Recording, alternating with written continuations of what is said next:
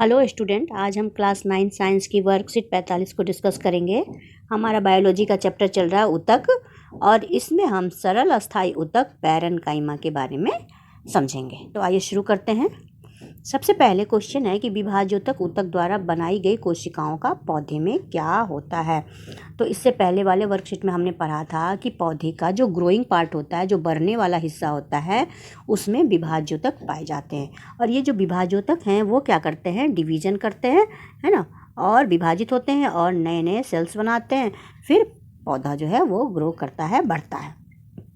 अब धीरे धीरे क्या होता है, विभाज्योतक ऊतक द्वारा बनाई गई कुछ कोशिकाएं एक विशेष विभाजन प्रक्रिया के बाद धीरे धीरे विभाजित होने की योग्यता खो देते हैं, और ये कोशिकाएं एक विशिष्ट प्रक्रिया जिसे विभेदीकरण कहते हैं के द्वारा अस्थायी ऊतक का निर्माण करती हैं। तो क्या मतलब है इस लाइन का? इस लाइन का मतलब यह है कि जो विभाज्योतक ऊतक हैं, जो विभाजित होते हैं और नए नए सेल बनाते हैं, नई नई कोशिका बनाते हैं, प्लांट ग्रो करता है, लेकिन ये एबिलिटी उनकी हमेशा नहीं रहती है। धीरे धीरे करके इनमें विभाजित होने की क्षमता ख़त्म हो जाती है, विभाजित होने की कैपेसिटी ख़त्म हो जाती है, और फिर ये क्या करते हैं, अस्थायी ऊतक बन जाते हैं। अस्थायी ऊतक बनते हैं तो फिर क्या होता है, इनका शेप, साइज, इनके फंक्शन, जो इनका काम है, सब कुछ क्या होता है, फिक्स हो जाता है। तो इस क्रिया को विभेदीकरण कहते हैं, यानी कि वो विशिष्ट प्रक्रिया है जिसमें विभाज्योतक विभाजित होने की क्षमता खो देता है और शेप, साइज, फंक्शन सब कुछ इसका फिक्स हो जाता है। तो उस क्रिया को विभेदीकरण कहते हैं। और विभेदीकरण की क्रिया के बाद विभाज्योतक क्या बन जाता है, अस्थायी ऊतक बन जाता है।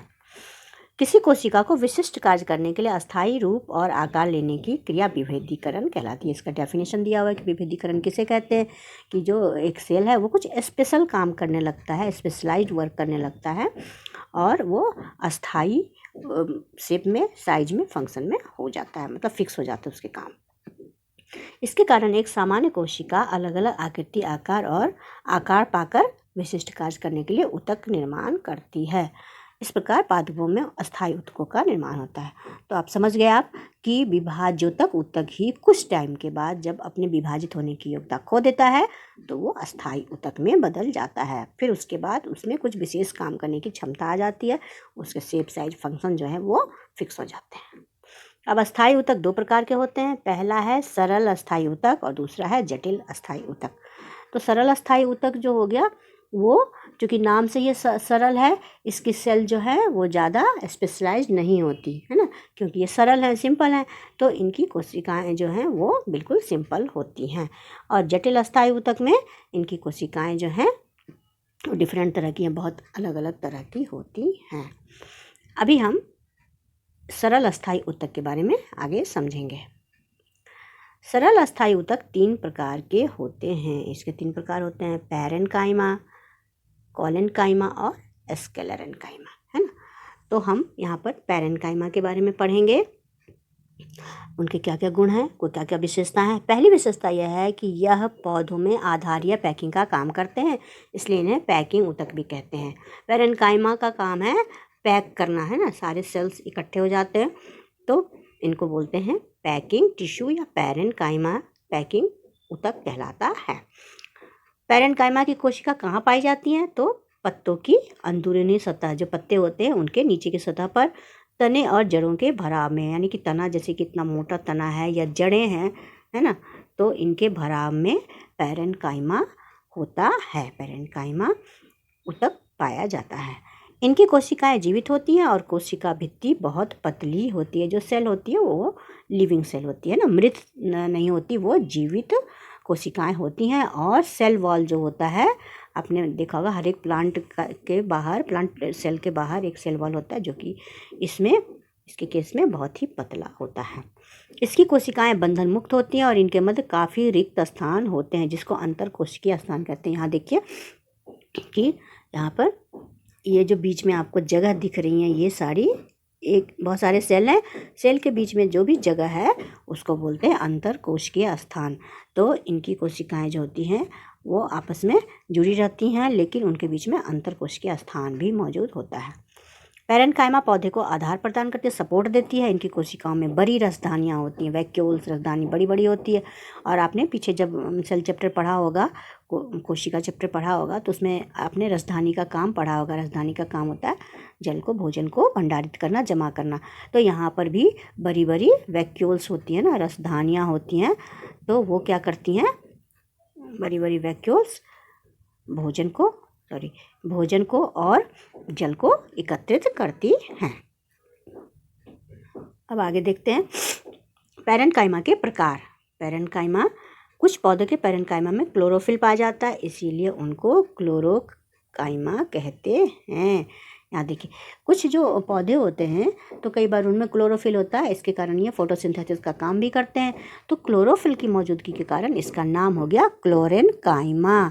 ये देखिए, ये एपिडर्मिस है और इसके नीचे की जो ये सारी सेल्स हैं ग्रीन कलर की आपको दिख रही हैं, ये सारी क्लोरेन्काइमा हैं।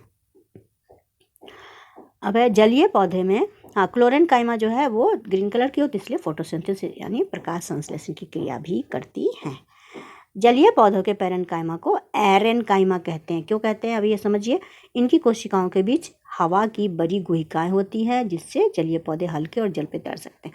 अब जल में जो जैसे जलकुंभी है ना, और भी प्लांट होते हैं, वो क्या करते हैं, जैसे कि मान लीजिए ये जल है तो जल के ऊपर ये तैरते रहते हैं, ऐसे होता है ना। ये इसका ऊपर का सिरा ऐसे ऊपर रहता है पानी के ऊपर, और ये जड़ें वगैरह नीचे होती हैं। तो ये कैसे तैरते हैं, क्योंकि इनके जो टिश्यूज होते हैं उनके बीच में जो काफ़ी सारी जगह होती है, खाली जगह होती हैं इनके सेल के अंदर। ये देख रहे हैं, आपको दिख रहा है ना, खाली जगह, वैक्यूल्स है ना, खाली जगह होती हैं जहाँ पर हवा होती है। हवा के कारण ये हल्के हो जाते हैं और ये फिर हल्के होकर के पानी के ऊपर तैरते रहते हैं। तो चूंकि इसमें एयर होता है, इसीलिए इस प्रकार के पैरेन्काइमा को एरेन्काइमा कहा जाता है। तो आपको समझ में आ गया ये। अब आगे क्वेश्चन आंसर देखते हैं।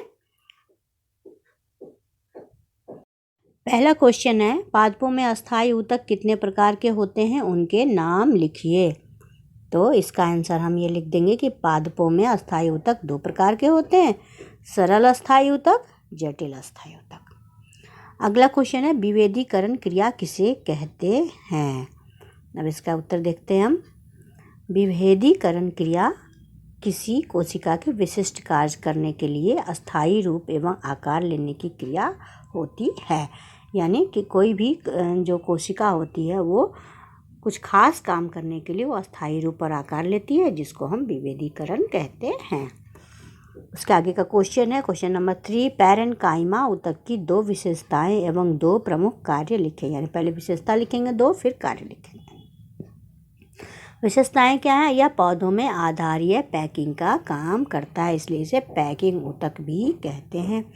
दूसरा, इसकी कोशिकाएं जीवित होती हैं और कोशिका भित्ति बहुत पतली होती है, यानी कि इसके जो सेल होते हैं वो डेड नहीं होते, वो लाइव होते हैं, लिविंग होते हैं, वो जीवित होते हैं। और उनकी जो सेल वॉल होते हैं, कोशिका भित्ति होती है, वो बहुत ही पतली होती है।